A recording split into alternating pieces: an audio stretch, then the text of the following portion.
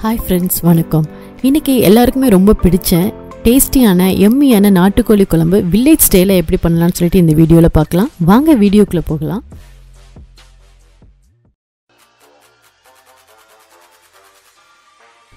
இது வரைக்கும் எங்கள் சேனல் நீங்கள் சப்ஸ்கிரைப் பண்ணலன்னா சப்ஸ்கிரைப் பண்ணிக்கோங்க. மறக்காமல் பக்கத்தில் இருக்க பெல் பட்டனை ப்ரெஸ் பண்ணிக்கோங்க.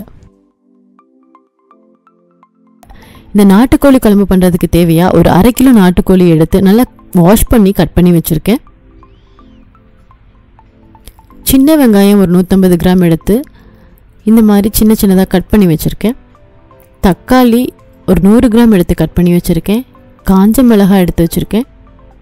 பூண்டு கொஞ்சம், கருவேப்பிலை கொஞ்சம், மிளகு, சீரகம், மல்லித்தூள், மஞ்சள் தூள், மிளகுத்தூள், மிளகாய்த்தூள் இது ஆப்ஷனல் தான். உங்களுக்கு தேவைன்னா யூஸ் பண்ணிக்கோங்க, இல்லைனா வேண்டாம். ஃபைனலாக ஆயில், அப்புறமா உப்பு. இப்போது இது பண்ணுறதுக்கு ஒரு பேன் அடுப்பில் வச்சுட்டு பேன் சூடானதும் அதில் ஒரு டீஸ்பூன் அளவுக்கு ஆயில் சேர்த்துக்கலாம். அதிகமாக ஆயில் வேண்டாம், இது ஹெல்த்தியான குழம்பும் கூட. இப்போ நம்ம வச்சுருக்க சீரகம் இதில் சேர்த்துக்கலாம். மிளகு சேர்த்துக்கலாம். நாட்டுக்கோழி குழம்புக்கு ரொம்ப முக்கியமான பொருளே மிளகு சீரகம் தான். ஸோ அதனால் அது நிறைய சேர்த்துக்குவோம். அது கொஞ்சம் வறுபட்டதும் அதில் நம்ம வச்சுருக்க பூண்டு ஆட் பண்ணிக்கலாம். அது கொஞ்சம் வதங்கட்டும். வதங்கினதுக்கப்புறம் நம்ம வச்சுருக்க சின்ன வெங்காயம் ஆட் பண்ணிக்கலாம். எப்போவுமே நாட்டுக்கோழி குழம்பு பண்ணுறப்போ சின்ன வெங்காயம் போட்டால் கொஞ்சம் டேஸ்ட்டு அதிகமாக இருக்கும். ஸோ அதனால் சின்ன வெங்காயம் ஆட் பண்ணிக்கலாம். இப்போ நம்ம வச்சுருக்க மிளகாய் ஆட் பண்ணிக்கலாம். கருவேப்பிலை ஆட் பண்ணிக்கலாம். மிளகாய் உங்கள் காரத்துக்கு ஏற்ப நீங்கள் ஆட் பண்ணிக்கோங்க. நம்ம இதுக்கப்புறம் மிளகாய் சேர்க்க போகிறது கிடையாது. ஸோ அதனால் எவ்வளோ உங்களுக்கு தேவையோ அவ்வளோ மிளகாய் ஆட் பண்ணிக்கலாம். இது வதங்கினதும் இதில் நம்ம வச்சுருக்க மல்லித்தூள் ஆட் பண்ணிக்கலாம்.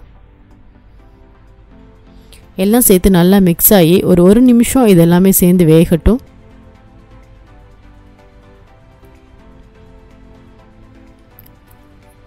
எல்லாம் மிக்ஸ் ஆகியாச்சு மசாலாலாம். இப்போ நம்ம ஸ்டவ்வை ஆஃப் பண்ணிக்கலாம். இது நல்லா ஆறட்டும். ஆறுனதுக்கப்புறமா இது நம்ம அரைச்சி எடுக்க போகிறோம். இந்த வில்லேஜ் ஸ்டைல் குக்கிங்கில் இந்த நாட்டுக்கோழி குழம்பு பண்ணுறதுக்கு மெயினாக அம்மியில் அரைச்சி பண்ணால் இன்னும் அதிக டேஸ்ட்டாக இருக்கும். பட் என்கிட்ட அம்மி இல்லாததுனால நான் மிக்ஸி யூஸ் பண்ணுறேங்க.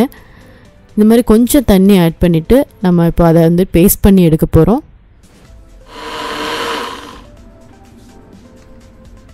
இந்த பதத்துக்கு எடுத்துக்கலாம்.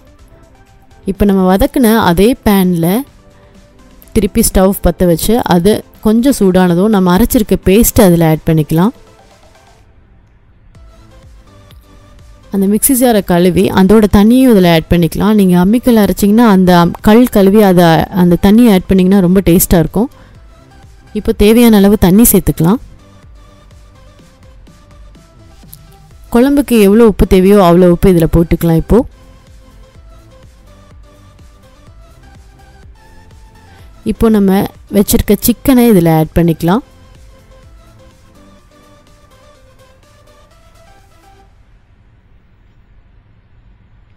எந்த நான்வெஜ் பண்ணாலும் மஞ்சள் தூள் ரொம்ப முக்கியம். ஸோ இதில் நம்ம மஞ்சள் தூள் சேர்க்க போகிறோம். 1/2 டீஸ்பூன் மஞ்சள் தூள் சேர்த்துக்கலாம். ஃபைனலாக 1/2 டீஸ்பூன் சில்லி பவுடர் நான் ஆட் பண்ணுறேன். எதுக்குன்னா குழம்புக்கு கொஞ்சம் கலர் கொடுக்கறதுக்காக இதை நான் ஆட் பண்ணியிருக்கேன். உங்களுக்கு தேவைப்பட்டால் நீங்கள் யூஸ் பண்ணுங்கள், இல்லைனா வேண்டாம். இது நல்லா மிக்ஸ் பண்ணி விட்டுட்டு இப்போ நம்ம வச்சுருக்க தக்காளியை இதில் ஆட் பண்ணிக்கலாம்.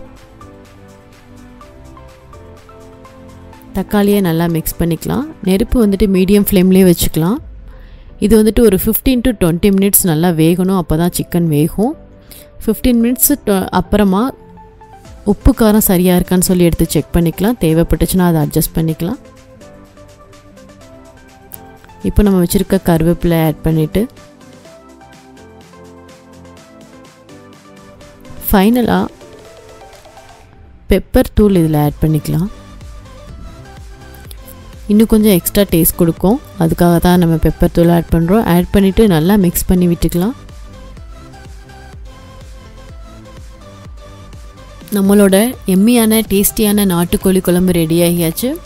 இந்த குழம்பு கோல்டு காஃப் இருக்கப்போ எடுத்துக்கிட்டால் இது ரொம்ப எஃபெக்டிவாக இருக்கும்.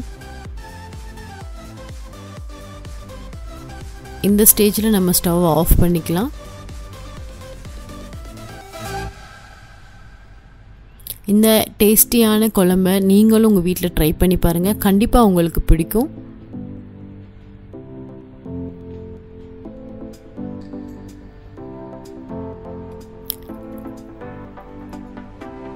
இந்த ரெசிபி உங்களுக்கு பிடிச்சிருந்துச்சுன்னா மறக்காமல் லைக் பண்ணுங்கள், கமெண்ட் பண்ணுங்கள், ஷேர் பண்ணுங்கள். மறக்காமல் எங்களோட சேனலை சப்ஸ்கிரைப் பண்ணுங்கள். தேங்க்யூ.